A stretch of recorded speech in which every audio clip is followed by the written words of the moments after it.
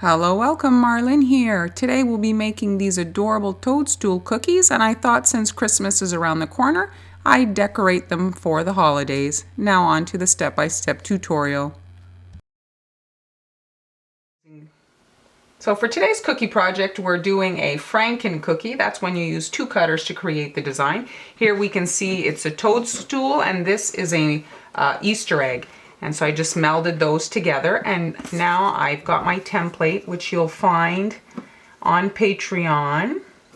And I'm just resting that on the cookie. It's tricky to write on a chocolate cookie because the dough is so dark, and so all I'm doing is with my needle tool, I'm scratching into the dough, and that usually is enough to get the design transferred. Might be tricky for you to see on camera, but I see it quite well for me here. If I tilt the cookie, can you see there? All right, I'm starting off with my red icing, which isn't super red. I colored it, dark enough. I don't want to overcolor it.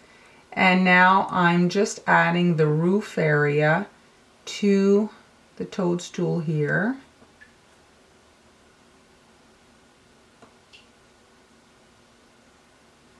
And then this little area here I created for the window, like that. And now we're immediately flooding. Now this is wet on wet. I'm dropping the dots, the white dots, in the red icing while it's wet so that they sink. But before I do that, I am going to airbrush the edge of the design, create some shading, working quickly, and then drop the white dots. And so my white will stay pristine, and I'll get a nice shading on my edge. The shading is obviously optional. You could add it once the icing is dry with chalk or petal dust, but since I have an airbrush, I will be using that. And now let's shake it. And I'm just dropping my cookie here on a piece of Scott towel. It creates a bit of a turntable, since you can easily kind of swirl it around. Adding a little touch of red, darker red to the edge, you see?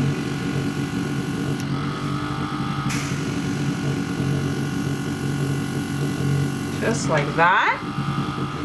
And now I'm grabbing my white icing and I'm doing some white dots, kind of random sizes all around. Now you can already see my icing was starting to dry. You see it kind of wrinkling around the dots that I'm dropping in.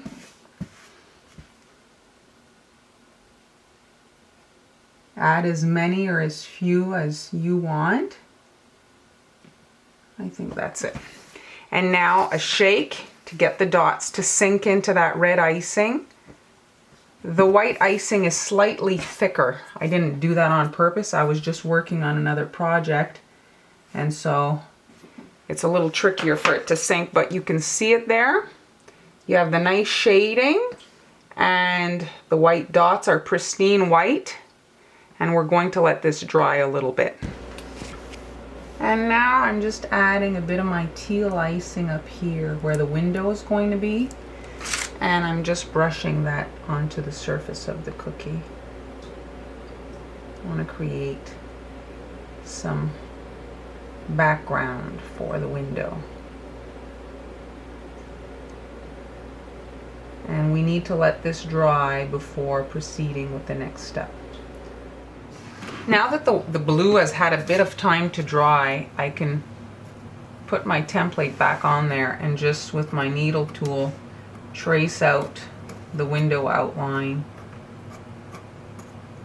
there. Kind of hard to see, but it's there, trust me. And now with some brown icing, I'm just going to outline that.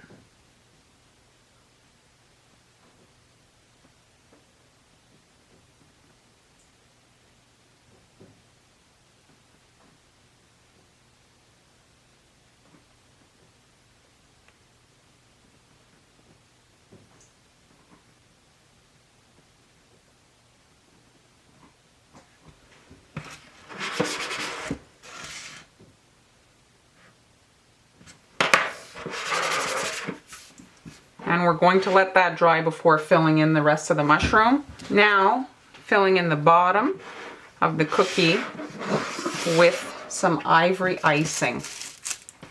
I'm actually leaving a small gap between the ivory and the red. This will just improve my chances to not have bleeding. If the two colors are not touching, then the ivory cannot absorb the red, which can be so aggravating. Ruins the cookie.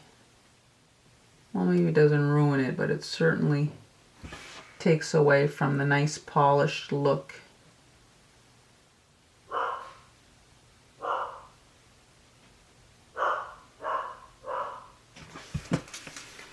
Now shake the cookie.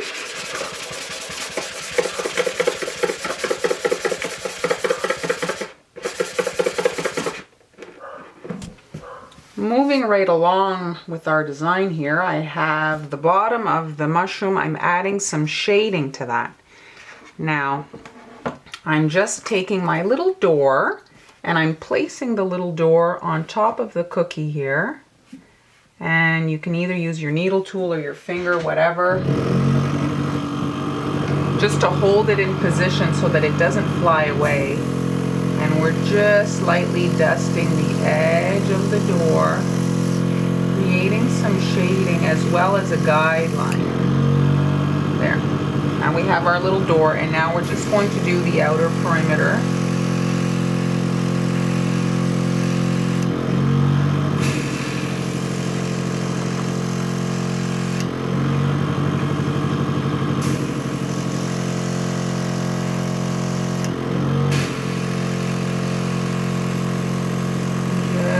Like that. And there we have it. Now that I have my guideline, I can come in and add the door frame in a darker brown, the same brown that I did the window actually. And we want to hide that airbrush line, the seam. Okay, now like this, I'm creating a door frame. There, and now we're just going to fill this in.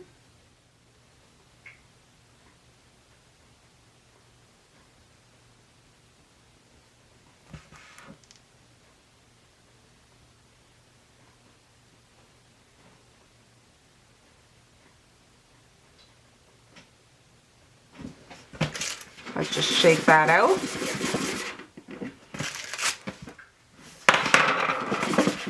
And then under the window, I want to add a flower box. Just like that, and then fill that in.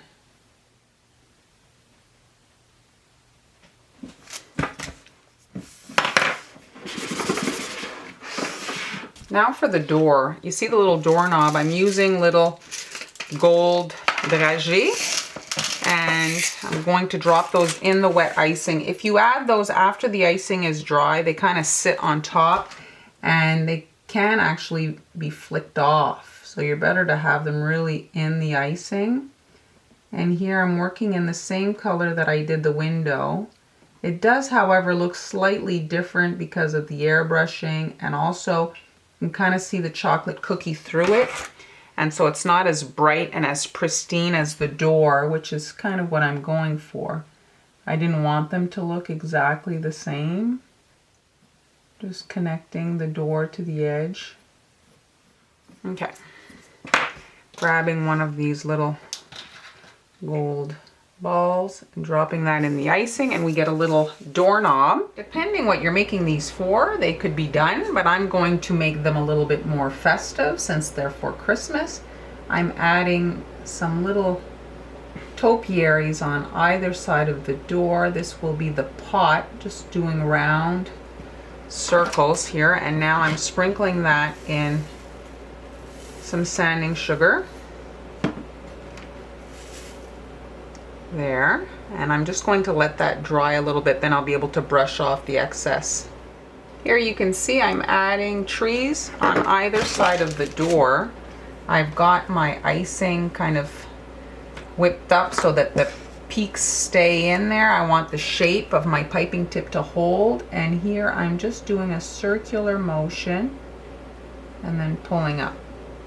In the other direction, circular motion and pulling up.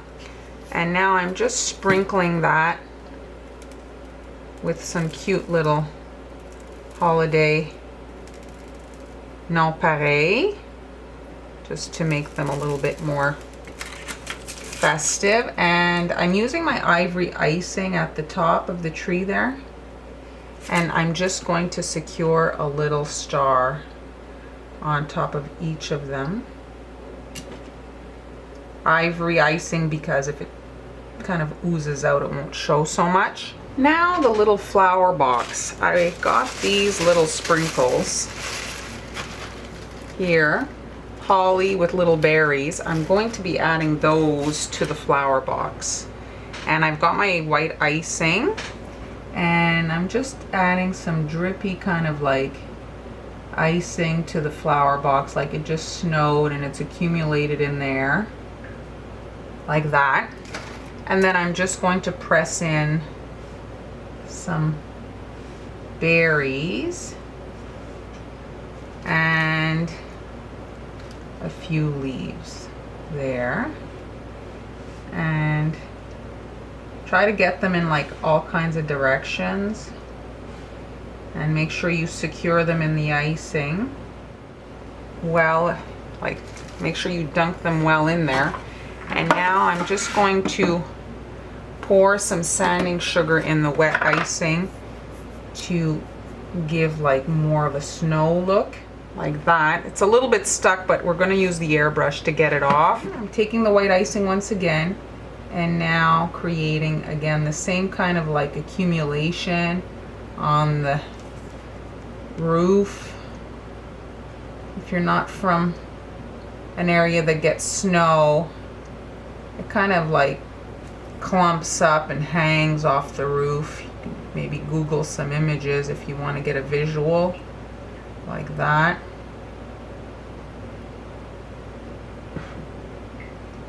And now I'm sprinkling this with the sanding sugar as well, and this will kind of soften any peaks or anything there. Now I'm getting some sticking, and all I'm doing is taking my airbrush gun, empty airbrush gun, and I'm just going to use the wind from that, and cleans off any excess, doesn't damage your decoration, and it can really get into all the crevices. Sometimes you'll use a brush, a paintbrush, but you could actually mess up your stuff, whereas this seems to always keep it pretty good. I hope you enjoyed today's cookie project. Be sure to subscribe so you don't miss any future uploads. Thanks so much for watching, and I'll see you next time.